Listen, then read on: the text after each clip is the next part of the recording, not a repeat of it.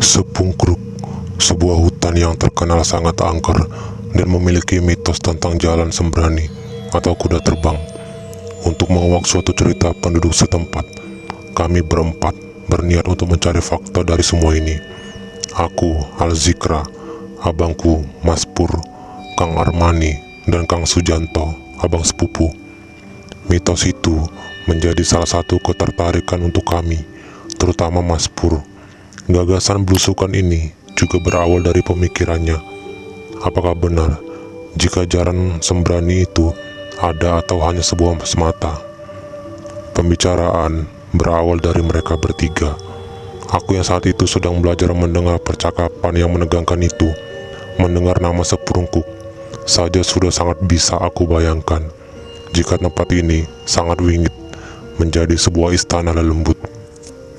Hutan ini berada di utara desa, sebuah jalan tembusan ke desa lain yang harus melewati hutan dengan sebuah bukit kecil yang ditumbuhi pepohonan liar.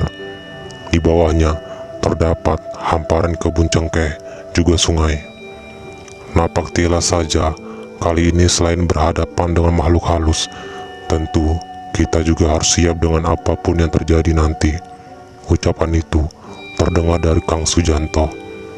Mau berapa lama kita masuk? Jawab Mas Pur. Tidak bisa dibatasi waktu bro. Kalau kita masuk, sudah jelas hanya nunggu dibalikan sama demit sana, ujar Kang Armani sambil tertawa. Ketiganya serius membahas penelusuran ini, dan hal seperti ini bukan kali pertamanya untuk mereka. Selain doyan nanjak beberapa gunung, napak tilas juga menjadi suatu keseruan untuk mereka. Aku ikut ya, kataku sambil keluar dari kamar. Bro, sini duduk. Kang Armani mengajak gabung. Ahli, kamu masih belum cukup umur, seloroh Mas Pur. Mendengar kata Mas Pur, aku hanya bisa terdiam, karena hal seperti ini juga masih sangat tabu buatku. Walaupun sering mengikuti perjalanan mereka, tapi kalau belusukan ke arah berbahaya, Masku selalu melarang. Gak apa-apa bro, pengenalan buat adikmu, kata Mas Armani. Kalau dia gak perlu dikenalkan dari bayi juga sudah kenal yang namanya Dedemit. Mas Pur menyala. Emang kamu siap Al? Tanya Mas Sujanto dengan mimik serius. Ayo, siaplah, jawabku semangat. Ketika laki-laki itu hanya memandangku mencari keyakinan dalam diri ini, anggukan Mas Pur menjadi pertanda diizinkannya aku bergabung. Dilanjutkan dengan pembahasan panjang lebar. Malam itu kami berempat mujadah memohon petunjuk, meminta keselamatan, juga mengharapkan jalan untuk selamat sampai jalan pulang nanti. Semua perlengkapan sudah dipersiapkan mereka yang lebih tua. Aku hanya membawa diri juga sebuah golok milik almarhum bapak, menjabat tangan ibu untuk meminta restu. Setelah siang semua berkumpul, lalu beranjak dengan menenteng tas jumbo mereka. Berjalan meninggalkan desa, menapaki pematangan sawah, dan memasuki perkebunan cengkeh, juga perkebunan salak, menjadi rute awal kami. Jalan setapak yang gelap karena paparan sinar matahari terhalang rimbunan pohon menjadi pengiringan perjalanan kami. Tanpa ragu sedikit pun, kami terus jauh masuk ke dalam. Samar-samar terlihat tanah yang menjulang tinggi seberapa tinggi. Belukar juga perpohonan liar menghiasi. Tanah inilah yang dinamakan Sepungkruk. Kelebatan terbangnya burung mengiringi perjalanan kami saat memasuki area ini. Kami berempat memiliki jalur yang jarang dilewati manusia. Sesampai di sana, ada sebuah batu yang tengahnya berlubang menampung air. Ini salah satu batu bersejarah. Batu lumpang ini merupakan saksi bahwa dahulu tempat ini menjadi tempat pengungsian saat peperangan kerajaan Yogyakarta dengan kerajaan Pengging terjadi. Namun sejarah ini jarang terungkap karena minimnya pengangkatan kisah cikal bakal babat alas di masa itu. Kita sudah sampai, kata Kang Sujanto dengan wajah lelah. Oke, waspada, amati langkah. Banyak ular di area ini, imbu Kang Armani. Lalu mereka meletakkan tas gunung disusul dengan kami yang berpencar untuk mencari petunjuk lain. Namun sore ini, tiba-tiba gerimis turun dan berubah menjadi hujan deras. Padahal tenda belum siap didirikan. Akhirnya, hanya daun keladi satu-satunya penangkal guyuran air langit. Tiba-tiba, angin menyapa dengan sedikit kencang. Aroma semerbak wangi melati tercium. Suara keluar dari Mas Pur. Pertanda, gaib sudah hadir. Interaksi astral menyambut tanpa ragu saat kami tiba. Cekikikan khas wanita terdengar sangat jelas, menandakan sosok itu tidak berani mendekat. Itu tuh, kata Armani menunjuk. Sosok itu yang berdiri mengintip di sebalik rimbunan pohon kaliandra, seakan malu, dengan menutup muka dengan rambut panjangnya yang awut-awutan. Kami mengabaikannya, sampai tertawa itu terdengar untuk kedua kalinya. Saat kami memandang sekeliling kami, ternyata sosok itu kini tidak hanya satu, tapi ada beberapa seakan mengepung tempat kami, terduduk diguyur hujan. Mantap ini, Mas Pur menyeletuk. Masih andahan, aura beratnya masih jauh bersembunyi, kata Kang Armani. Ditunggu saja, masuk maghrib sebentar lagi, akan ada kejutan, ucap Kang Sujanto. Menjelang maghrib, kami memasuki gerbang. Hujan masih setia dengan lebatnya mengguyur bumi. Perang cahaya terlihat di atas langit yang mulai gelap. Aura mistis makin terasa mengental. Pakaian di suasana sore itu, benturan itu terasa panas menerpa tubuh. Padahal semua pakaian kami dalam kondisi basah kuyup. Dan tenda yang siap menampung kami berempat pun telah berdiri kokoh. Namun sayangnya, dalam cuaca begini, kami tidak ditemani udara hangat yang berasal dari perapian. Hanya pakaian kering menjadi solusi utama agar tidak mengikis kondisi tubuh. Bu, sebuah tangan dengan jemari yang panjang menepuki tenda. Mulai ini, Mas Pur berkata, siap-siap saja, saut Kang Sujanto santai. Aku hanya diam, sementara Kang Armani santai merokok, seolah kami semua tidak menggubris pertanda ini. Suara beratnya terdengar, seakan tidak suka dengan keberadaan kami. Tangannya terus menggebuk-gebuk tenda sambil jalan memutar ke belakang. Ke depan, jangan ke belakang, seru Mas Pur. Namun perkataan itu hanya membuat kami semua tertawa. Suasana menjadi terpecah karena di tumit kaki Kang Sujanto sudah menempel sebuah pacet. Hilang sejenak keseruan dengan sosok yang tengah berdiri di belakang tenda. Kami kini sibuk ngurus melepaskan pacet yang menghisap darah itu. Sini, sundut pakai rokok juga lepas, kata Kang Armani. Weh jangan, nanti kena kakiku, ucap Kang Sujanto spontan. Mendengar itu, kami malah hanya tertawa. Terlihat sangat konyol kelakuannya. Padahal yang namanya pacet sudah sangat sering didapati berkali-kali. Sama setan gak takut, sama pacet malah siut. Kini Mas Pur yang berucap. Kesibukan mengurus pacet membuat kami tidak sadar bahwa ternyata hujan mereda. Gangguan dari lembu juga sudah menghilang. Namun dinginnya alam sangat terasa menyelusup di tubuh ini. Tidak seberapa lama kami berempat keluar saat mendengar keringkikan kuda. Suara itu, dengar, kataku. Kami pun berhamburan mencari sumber suara tadi, menyorotkan senter ke semua arah, namun tak menemukan gerakan atau tanda adanya kuda itu.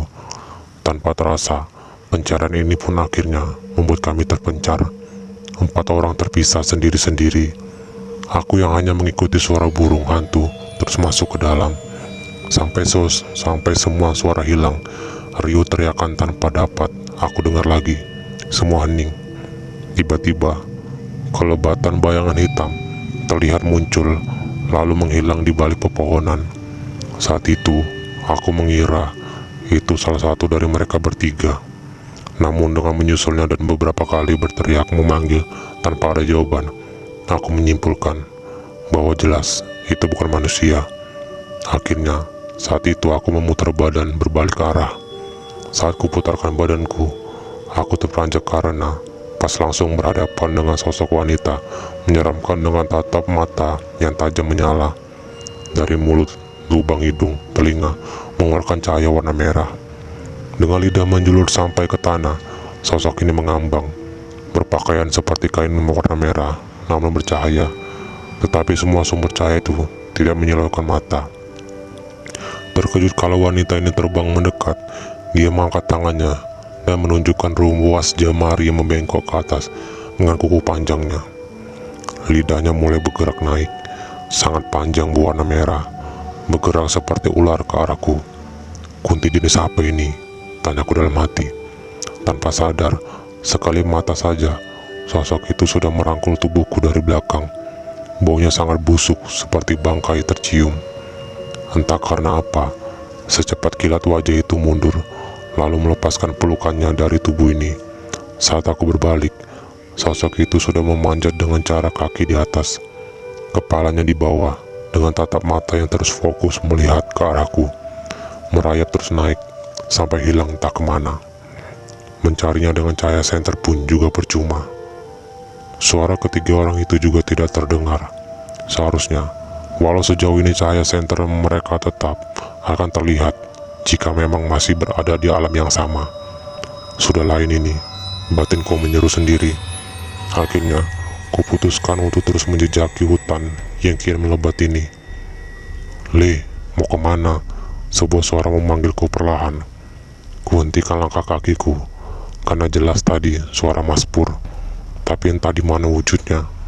Aku mengamati di sisi kanan juga kiri, semua senyap, sepi, dan gelap. Sampai mataku melihat kembali penampakan sosok berbaju putih, kuntilanak lagi. Tetapi berbeda dengan wujud yang tadi. Rambutnya walau panjang, tapi terlihat pitak-pitak, tumbuh tidak rata. Wajahnya terlihat hancur, hingga rahang juga giginya terlihat. Sampai sebuah batuk nenek-nenek terdengar terperanjak aku ketika melihat sosok nenek tua dengan rambut semua putih beruban. Badannya agak kurus, agak pendek. Dia mendongak menatapku. "Kaget ya," ucapnya. "Setan apa lagi nih?" kataku. "Ngapain kesini?" kembali terdengar ucapnya. "Nyari demit mbah." "Simbang ngapain di sini?" aku balik bertanya. Ketawanya kembali terdengar, sehingga membuat bulu kuduku meremang tiba-tiba. Nenek tua itu hanya cekikikan sambil menutup mulut dengan tangan keriputnya. Namun, tatapnya teduh, dengan bola mata yang hampir tidak terlihat, tertutup kelopak matanya yang mengantung. "Kamu ngapain kesini?" pertanyaan itu kembali terucap.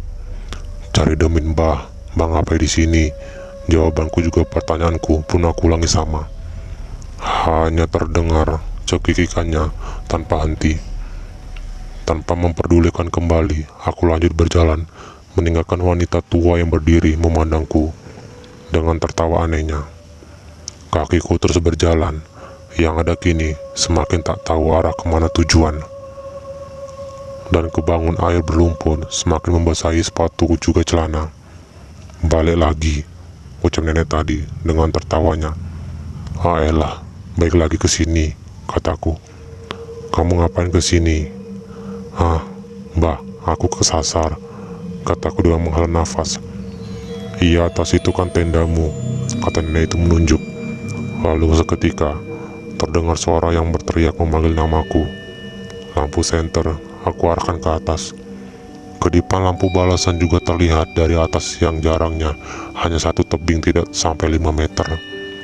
Saat aku kembali menoleh karena nenek di depan tadi, sosok itu sudah tidak ada di tempatnya. "Walah mbah, pakai acara godain cucunya segala," ucapku sambil beranjak pergi. Saat dibuat bingung seperti ini, diputar-putar oleh lembut, pastikan jangan panik atau takut. Aku mengikuti arah cahaya senter yang berasal dari atas dengan penuh kelegaan. Sejauh ini, aku sudah dibuat bingung oleh lembut sepungkruk. Namun ternyata semua itu baru awal. Sekarang aku sudah berdiri bukan di tenda yang ditunjukkan nenek tadi, tapi di sebuah gubuk atau rumah yang reot hampir roboh, dengan 2 buah obor di halaman rumah. Perlahan refleks, aku melepaskan nafas. Ku tarik nafas, bukan sebagai tanda lega, tapi sebagai menghirup kembali kemistisan alam lain yang belum tercapai ujungnya. Pintu kayu itu terbuka dan nenek itu keluar dengan memegangi lampu senter sebagai pelitanya meraba gelap. "Mbah," teriakku, "kamu kenapa kemari?" Ucapnya selalu terdengar sama. "Si Mbah yang tunjuk saya ke sini," jawabku dengan agak jengkel. "Ya sudah, masuk aja. Di luar banyak dedemit." Aku melangkah malas menuju pelataran rumahnya yang bertanah warna putih bagai batu padas. Merasa lucu aja menangkap omongannya. Bisa-bisa si Mbah bilang di luar banyak demit, sedangkan dia sendiri sejenis dengan makhluk itu, dedemit juga. Sesampai di depan pintu, aku masih berdiri, lalu menyaksikan sekeliling yang ternyata memang gelap. Tidak ada rumah lain terlihat. Rumah ini menjadi satu-satunya rumah di alam ini. "Hah, mau sampai mana ini?" batinku berbisik. "Ya sampai sini," nenek di depanku tiba-tiba menjawab. Tanpa ditanya, tanpa dikeluarkan pertanyaan dalam hati, tapi dia jawab dengan cengengesan. Sosok ini terlihat normal, layaknya wanita tua selayaknya. Sekitaran wanita tua berumur 80 tahun jika aku terka. Tatapannya seperti wanita tua yang penuh semangat menjalani sisa hidupan. Setelah masuk, aku duduk di sebuah lantai tanah yang hanya beralaskan anyaman tikar. "Minum dulu," suruhnya sambil menyodorkan gelas bambu itu. "Makasih Mbah," jawabku, menyambut pemberiannya. "Nginep saja sini, itu nanti tidur sama Joko, cucuku di dalam," imbuh si nenek. "Iya Nek," ucapku kembali. Ternyata nenek ini hidup dengan cucunya yang bernama Joko. Aku hanya bisa mengikuti maunya, karena sejauh ini masuk ke dimensi astral, bisa aku hanya mengikuti alurnya saja.